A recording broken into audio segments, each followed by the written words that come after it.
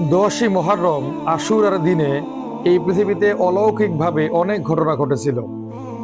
বিভিন্ন সূত্রে জানা যাচ্ছে, বিভিন্ন সহিহ জয়ীব এবং হাদিসের গ্রন্থ থেকে জানা যাচ্ছে, এই আশুরার দিনে হযরত আদম আলাইহিস সালামকে আল্লাহ তাআলা সৃষ্টি করেছিল। এই আশুরার দিনে 10ই মুহররম আল্লাহ তাআলা আদম আলাইহিস সালামকে জান্নাতের মধ্যে প্রবেশ করিয়েছিল। এই দিনে আবার তাকে জান্নাত থেকে বের করা হয়েছে।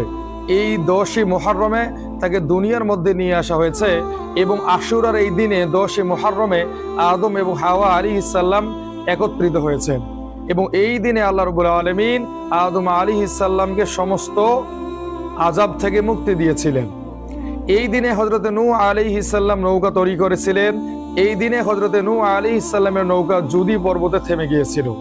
এই দিনে হযরতে মূসা আলাইহিস সালাম ফেরাউনের কবল থেকে মুক্তি পেয়েছিল। আবার এই দিনে ইউনূস আলাইহিস সালাম 3টি অন্ধকার থেকে মুক্তি পেয়েছিলেন। একটি হচ্ছে মাছের পেটের অন্ধকার, পানির অন্ধকার এবং রাতের অন্ধকার। আবার এই দিনে আইয়ুব আলাইহিস সালাম 18 বছর অসুস্থ থাকার পরে এই দিনে আল্লাহ রাব্বুল আলামিন তাকে মুক্তি দিয়েছেন। এই 10ই মুহররম আশুরার দিনে হযরত ঈসা আলাইহিস সালামের জন্ম হয়েছে।